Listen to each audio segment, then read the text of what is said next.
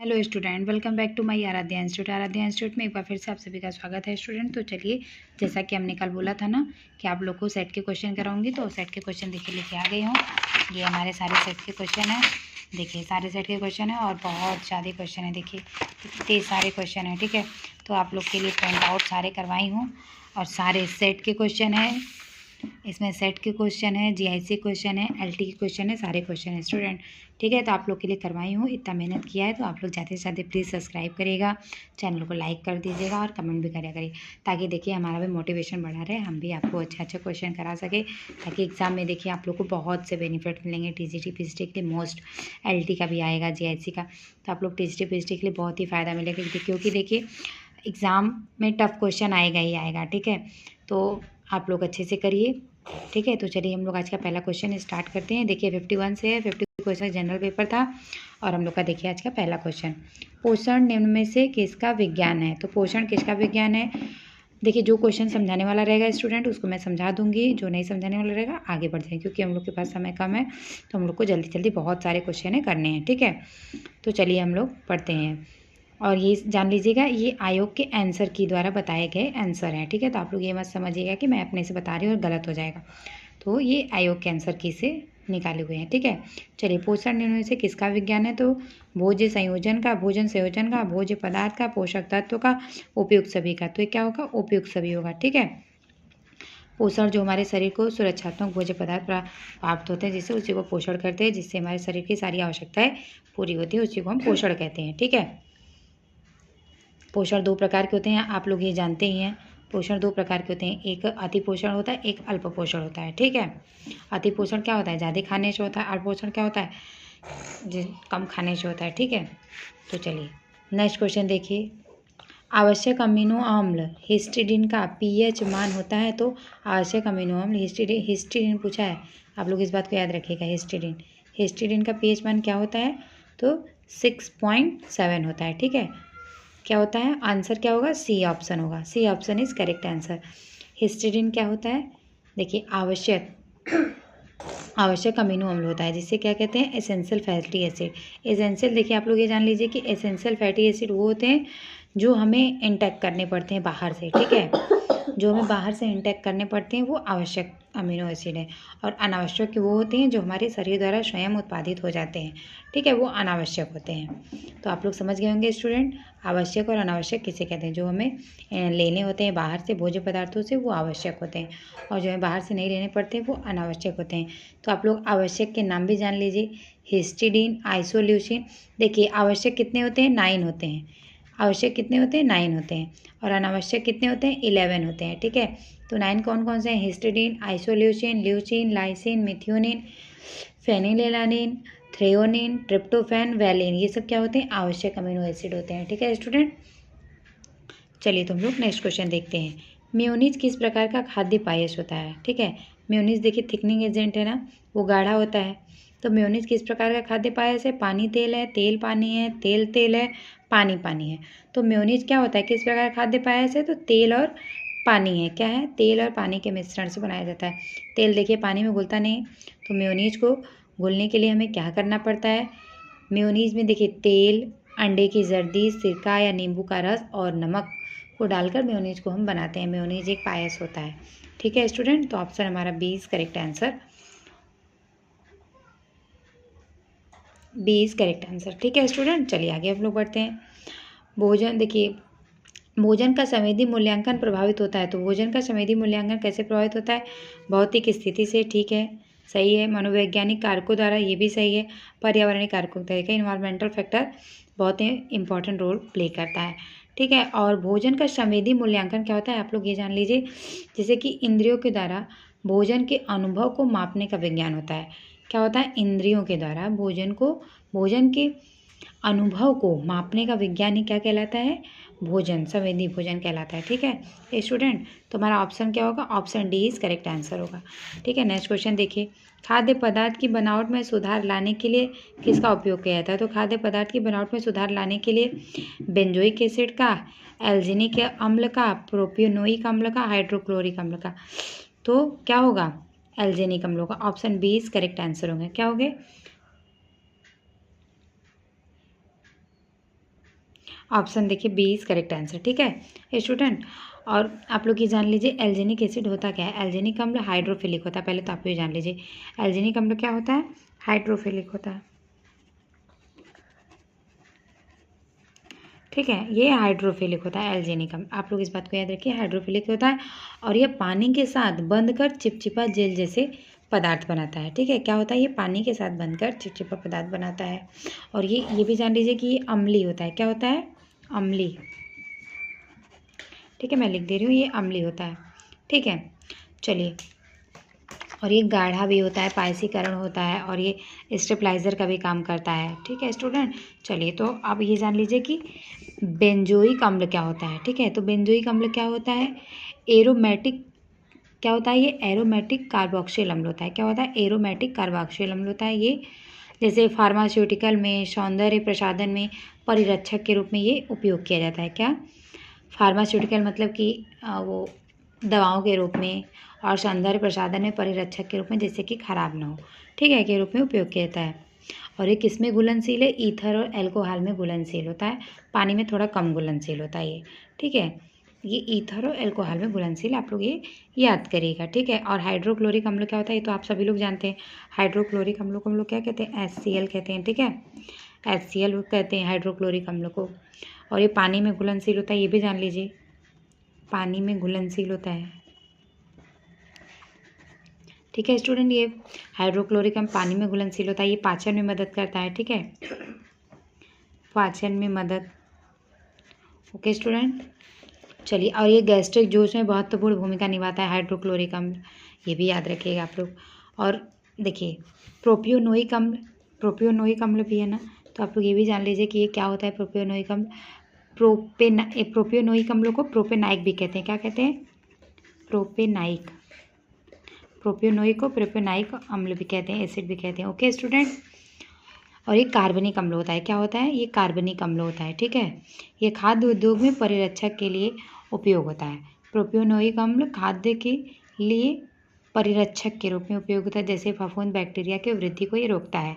प्रोपियोनोइक अम्ल क्या करता है, आप लोग याद रख लेगा, प्रोपियोनोइक अम्ल क्या करता है, फफूंद और बैक्टीरिया के वृद्धि को रोकता है। ठीक है, चलिए नेक्स्ट क्वेश्चन देखिए स्टूडेंट, हमने अभी थोड़ा हम लोग के पास समय है तो चारों ऑप्शन हम लोग थोड़ा सा देख लेते हैं। ठीक है स्टूडेंट, चलिए देखिए नेक्स्ट क्वेश्चन देखिए, डैश डैश एवं डैश डैश के मिश्रण का उपयोग घरेलू स्तर पर 21 डिग्री सेल्सियस, -21 डिग्री सेल्सियस, क्या है, -21 डिग्री सेल्सियस पर आइसक्रीम बनाने के लिए किया जाता है।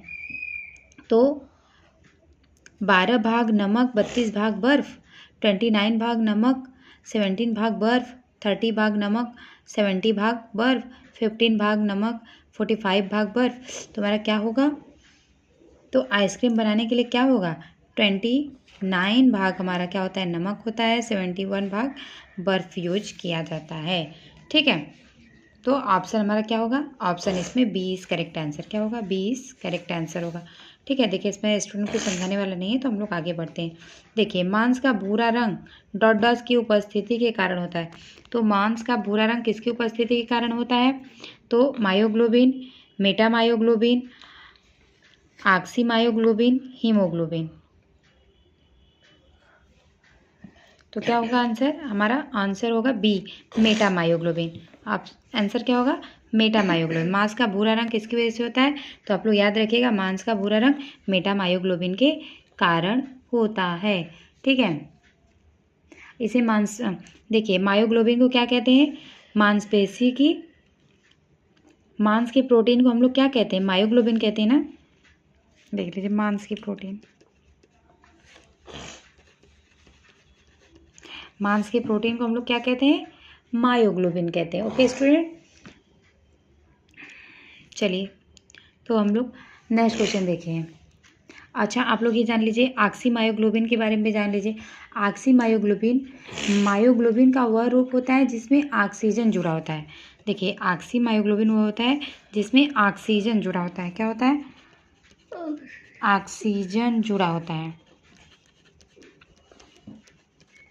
ऑक्सीमायोग्लोबिन में क्या होता है, ऑक्सीजन जुड़ा होता है। ठीक है, ये ऑक्सीजन हमारे ब्लड में घुलकर सारे शरीर में हमें ऑक्सीजन मिलता है ना, तो यही है ऑक्सीमायोग्लोबिन। हीमोग्लोबिन आप लोग जानते ही हैं, हीमोग्लोबिन क्या होता है। हीमोग्लोबिन लाल रक्त कोशिकाओं में पाया जाता है। हीमोग्लोबिन कहाँ पाया जाता है? लाल रक्त कोशिकाओं में पाया जाता है। ठीक है, चलिए तो नेक्स्ट क्वेश्चन देखिए। सोयाबीन पर किण्वीकरण प्रक्रिया किसके द्वारा बनाया जाता है? तो सोयाबीन पर किण्वीकरण प्रक्रिया किसके द्वारा बनाया जाता है? तो टेम्फे के द्वारा, योगर्ट के द्वारा, रशियन काउ मीन्स के द्वारा, टोफू के द्वारा। तो टोफू क्या होता है आप लोग जान लेते हैं। सोया मिल्क का जो प्रोटीन होता है उसे क्या कहते हैं? टोफू। जो सोया मिल्क का उसको जमा के बनाया, सोया मिल्क को जमा के बनाया जाता है, उसको प्रोटीन कहते हैं। बहुत इसमें बहुत ज़्यादा प्रोटीन की मात्रा होती है, बहुत ही फायदेमंद होता है। ठीक है, तो सोया पनीर भी इसको हम लोग बोलते हैं ना। तो हमारा इसका आंसर क्या होगा? सोयाबीन पर किण्वन प्रक्रिया करके बनाया जाता है टेम्फे। क्या बनाया जाता है? टेम्फे। एक किण्वित सामग्री से बनाया गया एक पारंपरिक इंडोनेशियाई भोजन है। ये क्या है? एक इंडोनेशियाई भोजन है। ये क्या है स्टूडेंट? इंडोनेशियाई भोजन।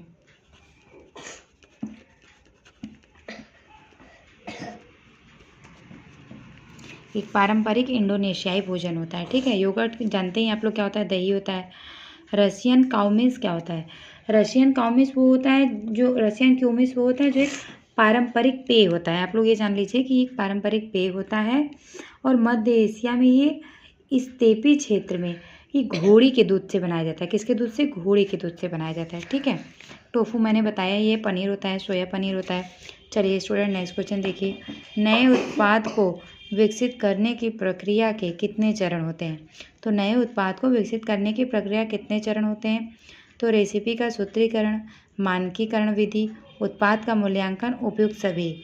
तो क्या होगा इसका आंसर? क्या होगा स्टूडेंट? तो इसका आंसर बताइए आप लोग।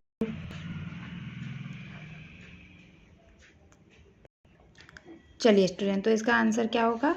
ऑप्शन नंबर डी होगा। ठीक है, नए उत्पाद को विकसित करने की प्रक्रिया के कितने चरण होते हैं? तो सभी चरण होते हैं। ठीक है, option D is correct answer. देखिए नेक्स्ट क्वेश्चन देखिए। शैक्षणिक संस्थान में किस प्रकार की भोज्य सेवा लोकप्रिय है? तो शैक्षणिक संस्थान में किस प्रकार की भोज्य सेवा लोकप्रिय है? तो देखिए शैक्षणिक मतलब क्या? शिक्षा के संस्थान में। ठीक है, किस प्रकार की भोज्य सेवा लोकप्रिय है? तो कैफेटेरिया है, बफेट है, वेडिंग है या उपयुक्त सभी है। तो क्या है स्टूडेंट? तुम्हारा क्या option A is correct answer. Cafeteria है। ठीक है, कैफेटेरिया जिसमें खुद ही जाके हमको खाना लेना होता है। बफेट क्या होता है? बूफे बोलते हैं, जिसे हम लोग शादी पार्टी में जाते हैं ना, तो बूफे में हम लोग खाना खाते हैं, उसी को बफेट कहते हैं। ठीक है स्टूडेंट, चलिए तो नेक्स्ट क्वेश्चन हम लोग देखते हैं आज का। देखिए अमीनो अम्ल जो शिशुओं के लिए आवश्यक है परंतु वयस्कों के लिए गैर आवश्यक है। शिशुओं के लिए आवश्यक है स्टूडेंट, आप लोग ध्यान दीजिएगा, परंतु वयस्कों के लिए गैर आवश्यक। तो ल्यूसिन और लाइसिन होगा, वेलिन और लाइसिन होगा, हिस्टिडिन और आर्जिनिन होगा, वेलिन और आइसोल्यूसिन होगा। ठीक है, तो हमारा क्या होगा? शिशुओं के लिए जो आवश्यक है वो हिस्टिडिन और आर्जिनिन होता है। देखिए हिस्टिडिन और आर्जिनिन को, आर्जिनिन क्या है? सेमी एसेंशियल एसिड है, सेमी एसेंशियल एसिड। ठीक है, और ये ल्यूसिन, लाइसिन, वेलिन, लाइसिन और वेलिन आइसोल्यूसिन क्या है? आवश्यक अमीनो एसिड, आवश्यक अमीनो अम्ल है। ठीक है स्टूडेंट, चलिए तो नेक्स्ट क्वेश्चन देखिए। अभी आवश्यक अमीनो अम्ल के बारे में हमने आपको बताया, तो ये सारे आवश्यक अमीनो अम्ल है। देखिए 62 के क्वेश्चन देखते हैं। चलिए, यूएसए डिपार्टमेंट ऑफ एग्रीकल्चर के फूड गाइड पिरामिड के अनुसार प्रतिदिन सब्जियों की आहार में सर्विंग होनी चाहिए। तो सब्जियों की सर्विंग जो होनी चाहिए फूड आहार में कितनी होनी चाहिए? 6 से 11 होनी चाहिए, 3 से 5 होनी चाहिए, 2 से 3 होनी चाहिए या 2 से 4 होनी चाहिए। तो कितनी होनी चाहिए सर्विंग? तुम्हारी कितनी होनी चाहिए? 3 से 5 होनी चाहिए। Option B is correct answer. ठीक है, जो हम लोग सब्जी लेते हैं प्रतिदिन का है, पर डे का। ठीक है, प्रतिदिन का ये बताया जा रहा है। प्रतिदिन मतलब हम लोग को कितना लेना चाहिए? 3 से 5 लेना चाहिए। चलिए नेक्स्ट क्वेश्चन देखिए स्टूडेंट। गर्भावस्था के दौरान हीमोग्लोबिन की कितनी मात्रा को गंभीर एनीमिया तथा मेडिकल इमरजेंसी के रूप में वर्गीकृत किया जाता है? तो कितने किया जाता है? 40 ग्राम पर लीटर से कम, 50 ग्राम पर लीटर से कम, 60 ग्राम पर लीटर से कम या 70 ग्राम पर लीटर से कम। तुम्हारा आंसर क्या होगा? 40 ग्राम पर लीटर से जो कम होता है वो एनीमिया, गंभीर एनीमिया कहा जाता है। ठीक है, और सामान्य वयस्कों में हम लोग को कितना, मतलब हम लोग के सामान्य बॉडी में हम लोग को कितना 5 लीटर हीमोग्लोबिन रक्त होता है। ठीक है, चलिए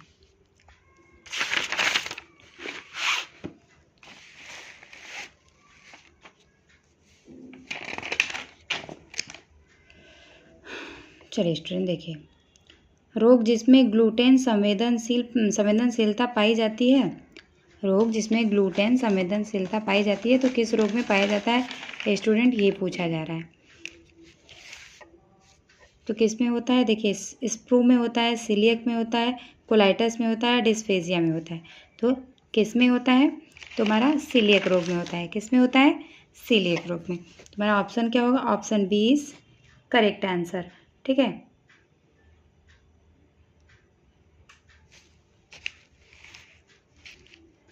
चलिए तो option B is correct answer. ठीक है स्टूडेंट, और ये कोलाइटस क्या है आप लोग ये भी जान लीजिए थोड़ा सा कोलाइटस के बारे में। कोलाइटस जो होता है बड़ी आंत में, जो बड़ी आंत का कोलम का भाग होता है, जो बड़ी आंत के, मैं लिख दे रही हूँ बड़ी आंत, ठीक है, बड़ी आंत के कोलम के भाग में सूजन आ जाना ही कोलाइटस कहलाता है। क्या कहलाता है, बड़ी आंत के जो कोलम भाग होता है उसमें सूजन आ जाना ही कोलाइटस कहलाता है। और इसमें कोलम की जो होती है अंदरूनी परत सूज जाती है, उसे कोलाइटस कहा जाता है। ठीक है स्टूडेंट, तुम्हारा ऑप्शन क्या होगा, सीलियक रोग में होगा। नेक्स्ट क्वेश्चन, रात भर उपवास के पश्चात शरीर द्वारा आराम करते समय आंतरिक गतिविधियों बनाए रखने के लिए आवश्यक ऊर्जा की मात्रा क्या कहलाती है, तो आधारी ऊर्जा दर कहलाती है, आधारी चयापचय दर कहलाती है, आधारी विश्राम दर कहलाती है, आधारी ऊर्जा खर्च कहलाती है। तो इसे क्या कहते हैं, आधारी चयापचय दर कहते हैं। Option B is correct answer. जिसे क्या कहते हैं, बेसल मेटाबॉलिक रेट। ठीक है, BMR। तो ये क्या कहते हैं, बेसल मेटाबॉलिक रेट कहते हैं। Okay student, basal metabolic rate क्या होता है, शरीर को देखिए आराम की स्थिति में जीवित रहने के लिए जो बुनियादी आवश्यकताएं होती हैं, जैसे कि सांस लेने में, रक्त परिसंचरण में, कोशिका के वृद्धि में और तापमान के वृद्धि में नियंत्रण का काम करता है कौन, बेसल मेटाबॉलिक रेट। ठीक है स्टूडेंट, चलिए नेक्स्ट क्वेश्चन देखिए। तीव्र ज्वर की स्थिति में, तीव्र ज्वर मतलब टाइफाइड में देखिए तीव्र ज्वर हो जाता है ना, की स्थिति में ऊर्जा की मात्रा कितने प्रतिशत बढ़ाने की सलाह दी जाती है। जब हम लोग का फीवर होता है तो हम लोग का ऊर्जा व्यय होने लगता है ना, 1 डिग्री अगर हमारे बॉडी का टेम्परेचर बढ़ता है, अगर 1 डिग्री टेम्परेचर बढ़ता है तो हम लोग का कितना ऊर्जा व्यय होता है, कितना ऊर्जा होता है, 7%। ये आप लोग याद रखिएगा, ये क्वेश्चन में बहुत बार पूछा गया है कि 1 डिग्री अगर बॉडी का टेम्परेचर बढ़ेगा तो कितना ऊर्जा व्यय होगा, 7% ऊर्जा व्यय होता है। तो यही पूछा जा रहा है कि तीव्र ऊर्जा की स्थिति में ऊर्जा की मात्रा कितने प्रतिशत बढ़ा देनी चाहिए, तो कितने प्रतिशत बढ़ा देनी चाहिए, तो कितने प्रतिशत बढ़ा देनी चाहिए, 10 से 20% ऊर्जा की मात्रा बढ़ा देनी चाहिए तीव्र ज्वर की स्थिति में। ठीक है स्टूडेंट, तो option C is correct answer होगा। ओके स्टूडेंट, चलिए तो हम लोग नेक्स्ट क्वेश्चन देखते हैं। ढीले दांत सूजे हुए और कोमल जोड़ तथा गहरी मांसपेशियों में रक्तस्राव लक्षण होता है तो स्कर्वी का होता है, बेरी का होता है, गंभीर एनीमिया होता है, या उपरोक्त सभी होता है। तो स्कर्वी से क्या होता है, विटामिन सी के होता है, विटामिन सी की वजह से स्कर्वी होता है, बेरी B1 की कमी से होता है। ठीक है, और गंभीर एनीमिया किससे होता है, आयरन की कमी, देखिए आयरन की कमी होता है, फोलिक एसिड होता है, B2 होता है, B6 होते हैं, बहुत होते हैं ना गंभीर एनीमिया के कारण। ठीक है, तो इसमें इसके लक्षण क्या होंगे, देखिए ढीले दांत सूजे हुए, तो ये क्या होंगे, option first is correct answer, scurvy इसका आंसर हो जाएगा। ठीक है, स्कर्वी इसका आंसर है। तो चलिए स्टूडेंट नेक्स्ट क्वेश्चन देखिए। अगर आप लोग बोलेंगे, देखिए इंग्लिश में भी क्वेश्चन है, अगर आप लोग बोलेंगे तो आप लोग को इंग्लिश में भी क्वेश्चन रीड करा दिया जाएगा। ठीक है, तो अगर आप लोग को इंग्लिश में ही रीड करना होगा तो ये भी बता सकते हैं, हम आप लोग को इंग्लिश में भी रीड करा देंगे। देखिए प्रिंट हुआ है, मतलब देखिए निकलवाया गया है पेपर, ठीक है, प्रिंट आउट करवा के, तो थोड़ा दिखने में थोड़ी सी वो होगी, इसलिए आप लोग मैनेज करिएगा। मैं बोल रही हूँ, आप लोग सुन लीजिएगा। ओलिगोयूरिया की स्थिति में किस प्रकार की आहारी सलाह दी जाती है, जो ओलिगोयूरिया हो जाता है उसमें किस प्रकार की आहारी सलाह दी जाती है, तो सीमित प्रोटीन, सीमित सोडियम, सीमित तरल, उपयुक्त सभी सीमित कर दिया जाता है। तो इसमें क्या कर दिया जाता है, ऑलिग यूरिया में सभी को सीमित मात्रा में दिया जाता है, मतलब एकदम थोड़ी थोड़ी मात्रा में दिया। अब ये भी जान लीजिए कि ऑलिग यूरिया में होता क्या है। ऑलिग यूरिया में जो यूरिन होता है, यूरिन हमारा कम निकलता है। क्या होता है, यूरिन की मात्रा कम सिक्रेट होती है, ठीक है। अब ये जान लीजिए यूरिन कम निकलता है, ओके। वॉशरूम हम लोग का बहुत कम होता है, ठीक है, जिसे कहते हैं। तो यूरिन की मात्रा अगर कम निकलेगी, अगर हम लोग ज़्यादा वाटर लेंगे, ज़्यादा प्रोटीन लेंगे, ज़्यादा सोडियम लेंगे, तो हमें यूरिन भी जाना पड़ेगा। तो जब यूरिन होगा ही नहीं तो जाना कहाँ से पड़ेगा, बट यूरिन निकलेगा ही नहीं तो क्या होगा, यूरिक एसिड हमारे बॉडी में जमा होने लगेगा, टॉक्सिक हमारे बॉडी में, जिससे देखिए खराब पदार्थ, वेस्टेज पदार्थ जब बाहर से नहीं निकलेगा तो कितनी सारी हम लोग को बीमारियाँ हो जाती हैं। तो इसीलिए क्या होता है, ऑलिग यूरिया में यूरिन की मात्रा कम हो जाती है।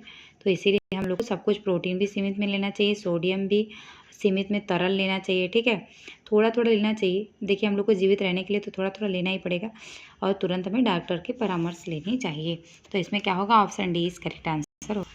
चलिए नेक्स्ट क्वेश्चन देखिए स्टूडेंट, सामुदायिक पोषण आकलन आवश्यक है। तो सामुदायिक पोषण आकलन आवश्यक है कुपोषण की स्थिति की पहचान के लिए, संक्रमण की दर को नियंत्रित करने के लिए, स्वास्थ्य योजना के नियोजन के लिए, या उपयुक्त सभी के लिए। तुम्हारा ऑप्शन क्या हो गया, ये उपयुक्त सभी के लिए, ठीक है स्टूडेंट। सामुदायिक पोषण आकलन आवश्यक है तो उपयुक्त सभी के लिए, कुपोषण की स्थिति की पहचान करने के लिए भी होगा, संक्रमण की दर को नियंत्रित करने के लिए होगा, स्वास्थ्य योजना को नियंत्रित करने के लिए होगा, तो ये सभी के लिए होता है। चलिए नेक्स्ट क्वेश्चन देखिए, और आज का लास्ट क्वेश्चन है स्टूडेंट, हम लोग 20 क्वेश्चन करेंगे, क्योंकि देखिए आप लोग को एक्सप्लेन भी कर रहे हैं, ठीक है, तो अरे क्वेश्चन भी रीड करना है, लंबे लंबे क्वेश्चन है तो रीड करने में भी समय लगते हैं, तो आप लोग को भी ज़्यादा बर्डन ना हो, इसलिए 20 क्वेश्चन डेली करेंगे। अभी हम लोग के पास समय है, सारे क्वेश्चन हम लोग कर डालेंगे, आप लोग टेंशन नहीं लीजिए, और अधिक क्वेश्चन आप लोग को कराएंगे, और ठीक है। तो चलिए देखिए, अनुसंधान संरचना में यदि बाद के चरणों को पहले वाले से पूर्ण कर दिया जाता है तो इसे क्या कहते हैं। तो इसे क्या कहते हैं, फॉरवर्ड एंड बैकवर्ड लिंकेज कहते हैं, लचीला लिंकेज कहते हैं, पूर्व कार्योत्तर लिंकेज कहते हैं, या संशोधित लिंकेज कहते हैं। तो अनुसंधान संरचना में, ध्यान से देखिए, अनुसंधान संरचना में यदि बाद के चरणों को पहले वाले से पूर्ण कर लिया जाता है तो इसे क्या कहते हैं, तो इसे फॉरवर्ड एवं बैकवर्ड लिंकेज कहते हैं। Option A is correct answer होगा। ये देखिए रिसर्च के क्वेश्चन था इसमें, ठीक है। तो चलिए, आई होप आप सभी लोग को क्लास अच्छा लगा होगा।